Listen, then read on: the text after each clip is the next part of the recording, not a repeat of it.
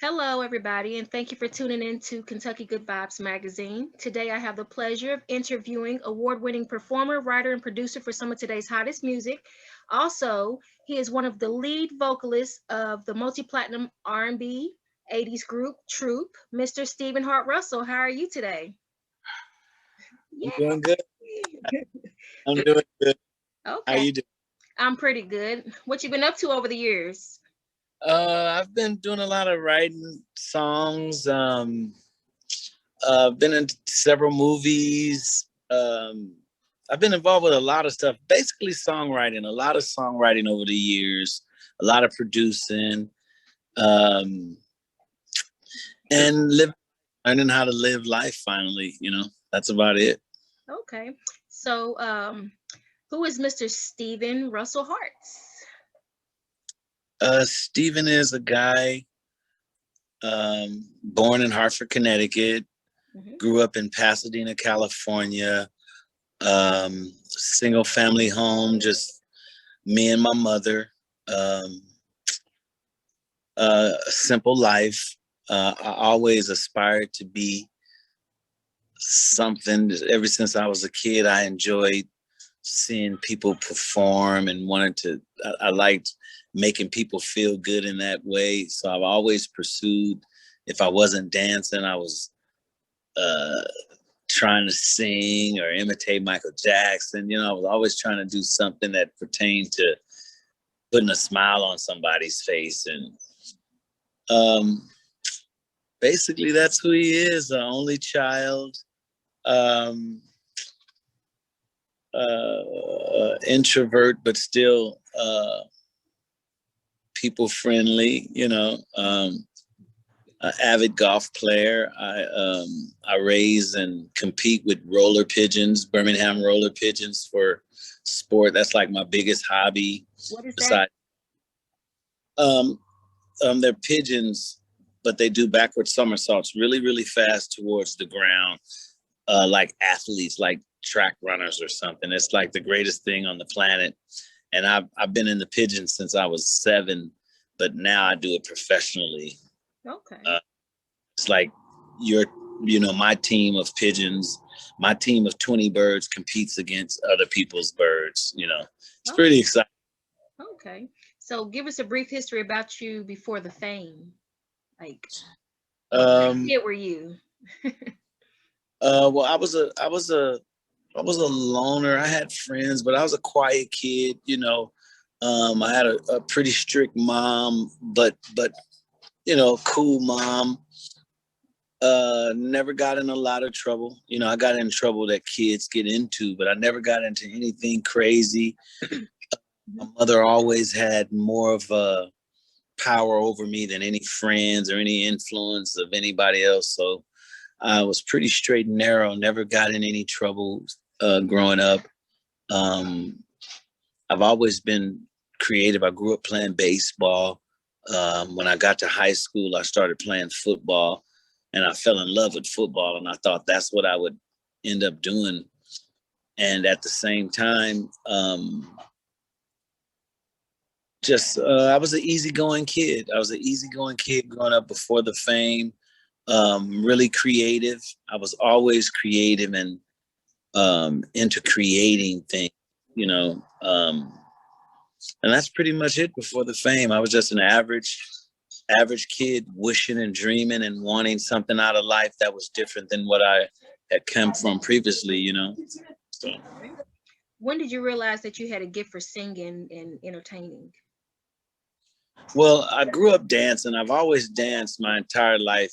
Um, I've been a dancer. So I didn't, I sang, but I only sang to myself. I've always sang, my mother always sang and always played music.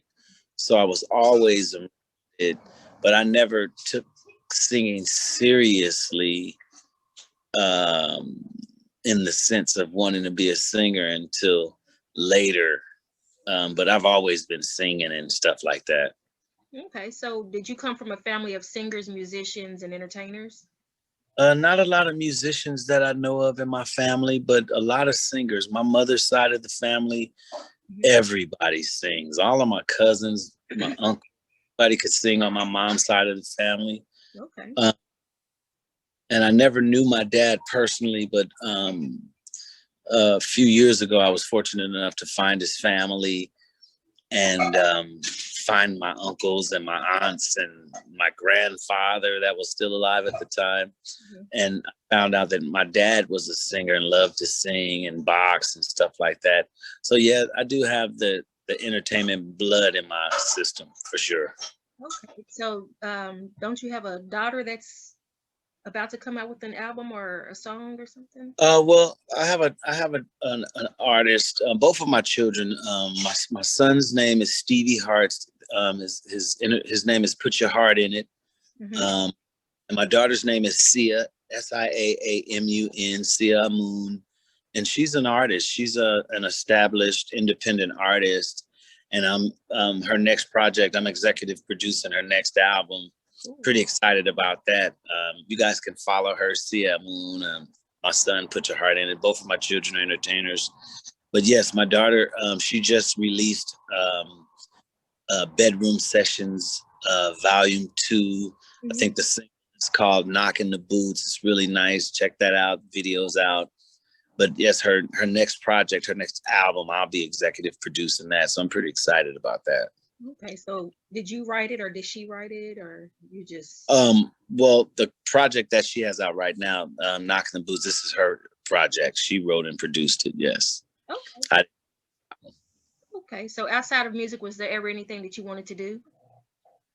Yeah, I started a media company, a streaming company called Black Box, Black Box Original Films. And it's a streaming format for classic Black movies from early as the 1920s all the way to my current independent film that I just completed called Day Ones. So it's a streaming company for independent filmmakers. It's pretty cool. And my first film, like I said, is a film called Day Ones. The first season is finished. We have 8 episodes for the first season, so pretty excited about that.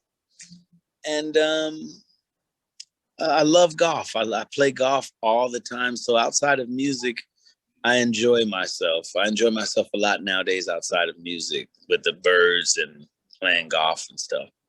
Okay, cool. So how did the group Troop form? There was a TV show called Putting on the Hits back in the day. It was a lip sync show called Putting on the Hits, where you could go on and lip sync some of the most popular songs and get voted to win or first, second place like that. And some guys that I went to school with went on that show and they won. And there was a producer that saw them on the show and wanted to know if they could really sing. And, you know, I had been known for singing and imitating Michael Jackson forever. So one of the guys, the founder of the group, Rodney Benford, he came to me one day at school and was like, man, a producer called and wanted to know if we could sing, man. You need to talk to my mom. I need you in my group, man. I need you. And I was like, dang, okay, man, I like that, you know, because I had just decided that I wanted to be in entertainment. Right before he came to me with that, I went home to my mom and told her I didn't think I wanted to play football anymore like that. I wanted to try to really pursue music.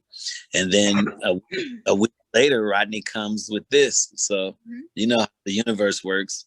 Oh, wow. So that was the beginnings of it right there. And then John followed shortly after that. And then I met Alan maybe a year later, and he eventually came in to fill the seat of the co-lead singer along with myself. And that's how it started, right in Pasadena, California, Pasadena High School. Okay. I know it's been years, but is Troop still a group? Yeah, we still perform regularly. The only thing slowed us down was COVID. But yeah, we've been performing in the back 90s shows for years now. It never stopped. We just, you know, we took a hiatus in the early 90s, like 94 to 96. We took some time off. And after that, we've been back at it, you know, just making money and moving, you know, the way you do after, you know, on a career like that, you know. Okay. So, what exactly were your first thoughts when you got your first record deal with Atlantic Records? That it was unbelievable. Were you You know, all, were you all, like where you were from? Did you know anyone else that got record deals then, or were you not just? it was far. You know, you knew of people. You know, you heard of Eddie Van Halen, VHS. That was so far fetched that, you know, it was just unreal that all of our belief, hard work, and our energy, staying energetically sound, and feeling good about our outcome worked. So when, you know, we got signed Tuesday, June 2nd, 1986. Okay. And it was surreal. It was absolutely unbelievable that we were actually going to be on this thing, this vinyl. My voice was going to come off record. I just could not believe that.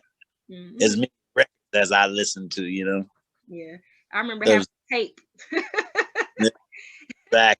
Have to keep on rewinding it, trying to stop it at my favorite part. Right. Exactly. So, what was your favorite song out of all the songs that you recorded?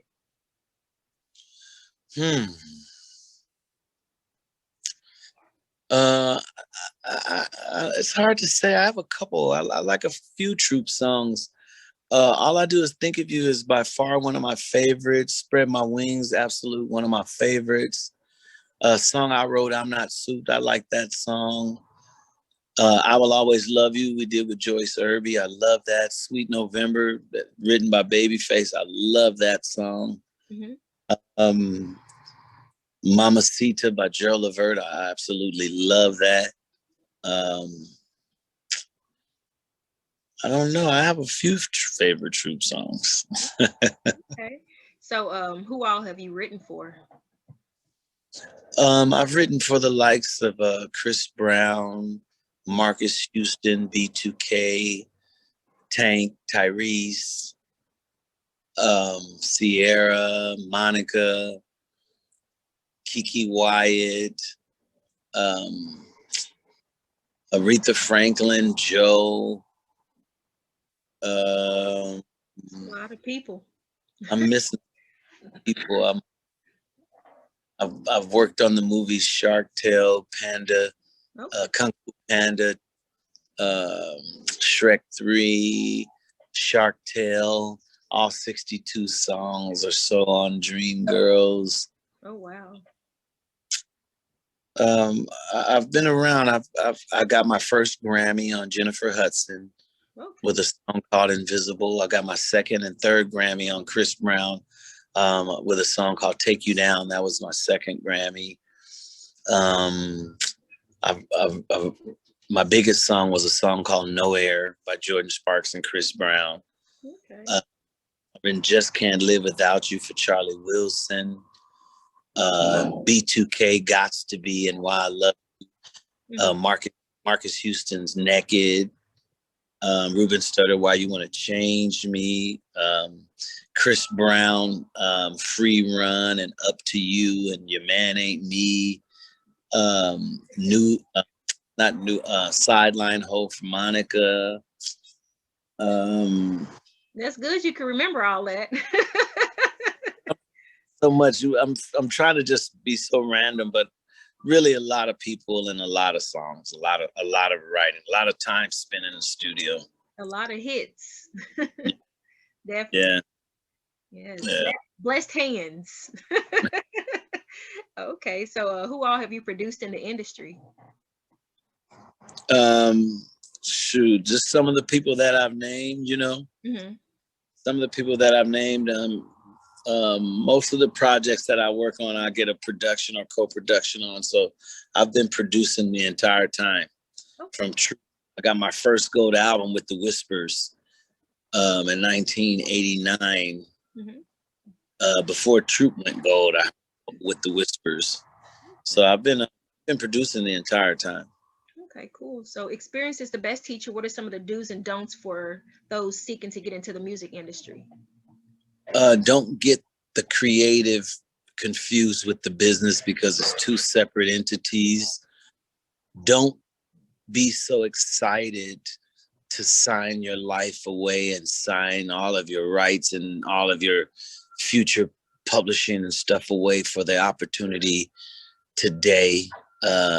Don't hesitate to allow the attorney the time that it takes to get you the best situation possible. Don't forget to stay grounded in the sense that the thing that you're chasing in the music business and the thing that you aspire to be, you can be that now before any of that stuff, you know? So don't think that that makes you what you are, because you are what you are now. So whatever you aspire to be, I would say focus on that right now. Be that thing right now in this moment. And that helps the universe manifest what you want.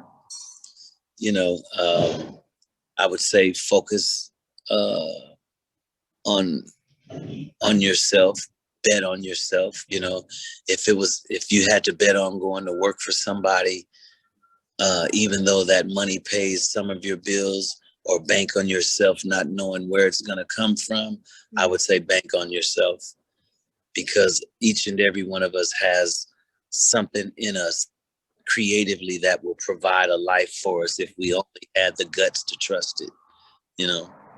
Okay, so when you say sign your rights away and things of that sort, what you just mentioned, what do you mean by that? Because some people get into it and they just like, oh yeah, I got a record deal and I'm just gonna sign on the dotted line.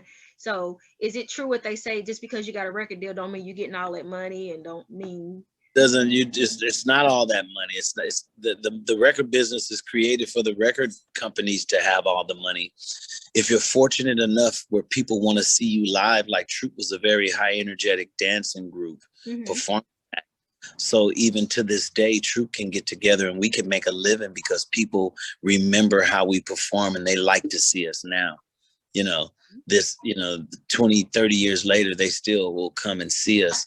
So if you're fortunate enough to make an impact on the public, you can make a living in the music business. If you write songs, you have equity in the music business through your mechanical royalties, your publishing, you can make money. But just because you sign a record contract and they give you a upfront budget of $250,000 or $1 million or whatever they give you, by the time you pay that money back, it's almost like when you realize all of the work that it took to pay that money back, you're going to be waiting and thinking that there's so much coming to you. But the game is designed for the companies to come out on top. So you just have to really know what you're getting into. You have to try to get into situations that don't take so many years out of your life.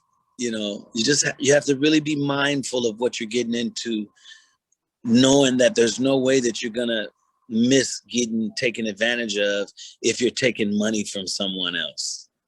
You know, if you take $250,000 from the record company, they own all of your masters, they own a portion of your publishing, your merchandise, and as they should, if they so choose, if they're given the money.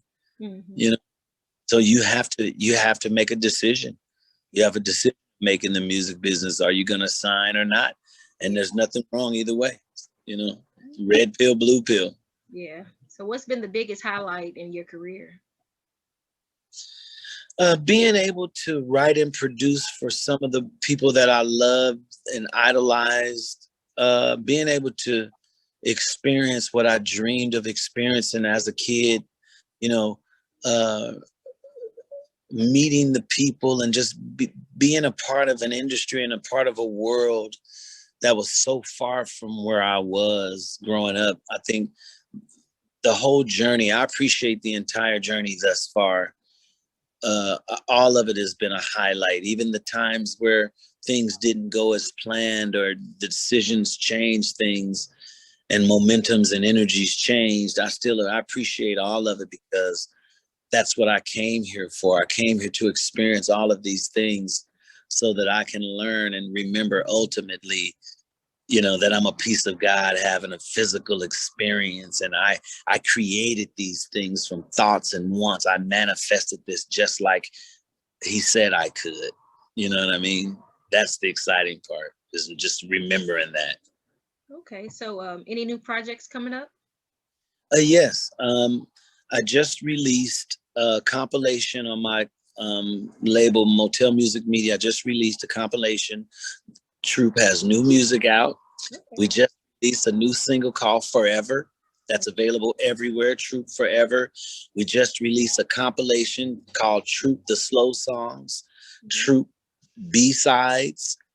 I have 4 solo projects that I've released. The first one being Steve Russell, So Random. The second is Stephen Russell-HARTS, The Wedding Singer. The third is Stephen Russell-HARTS, Swept Away.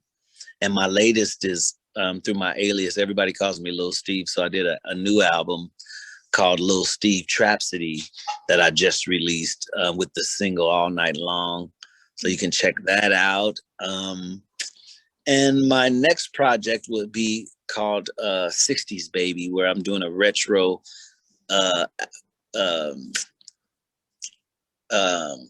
Sam Cooke, Otis Redding. It's a rose 60s, you know, 40s type, you know, it's old, but it's going to be current. And so that's what I'm working on now, is the 60s Baby project as well. Okay. Any words of advice for young upcoming artists?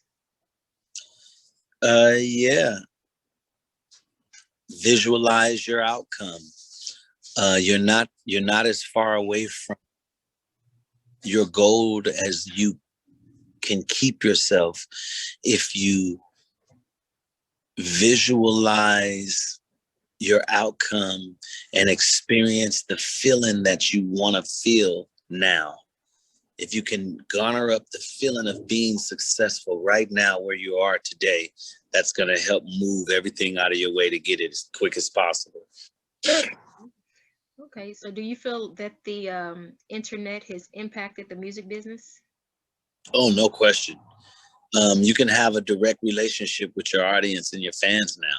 Yeah. Like, the record company is not the god of how you make it in the business. You know, I can go viral if I out of 100 songs post the right song. You get what I'm saying? So it's like it's more in the hands of the individual now, and I like that.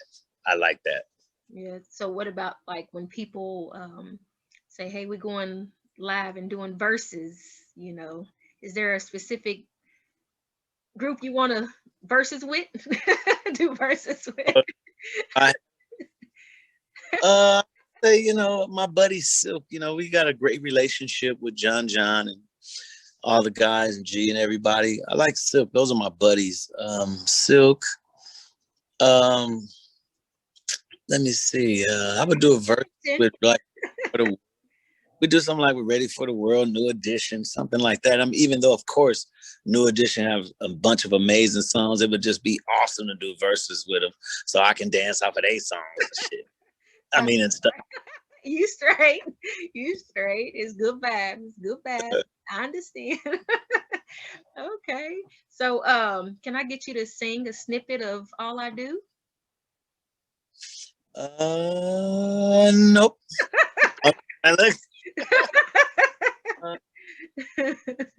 Let me see. All I do is think of you day and night. It's all I do. I can't get you off my mind. Think about you all the time, all the time. You gotta keep going. I can't wait to get to school. My daughter loves that song. Yeah, my daughter, she's special need, and as soon as I put that song on her headphones, she does it. She just rocks back and forth. She loves it. She vibes. She vibes. She loves it. Okay, You know what I mean? appreciate it. So is there anything else that you want to cover before we wrap up? I would just tell all the fans, please support the music. Look out for Day Ones. That's my short film. Again, it's coming soon. Follow me on Instagram at Stephen RUSSELL-HARTS, HARTS. You can follow me at Stephen_speaks, and on Facebook, Stephen RUSSELL-HARTS, and subscribe to Black Box, BLAQBOX on YouTube. Subscribe to Black Box. It's the next up and coming streaming. It's getting ready to be the business. So subscribe, check us out, stay informed with us, and that's it. You know, and just I wish everybody the highest frequencies of love, and self gratification as they can have. Okay, well, I really appreciate you for taking the time out to interview with us. And without further ado, that concludes our interview. Well, thank you for having me. I definitely appreciate it. And if you, I would love to come back some other time when you have time. We will definitely follow up, and you can sing again if you want to. I sound so cheesy right now. I am so not ready to sing. Okay, well, thank you so much and have a blessed day. But thank you so much for having me, okay? Okay, bye-bye.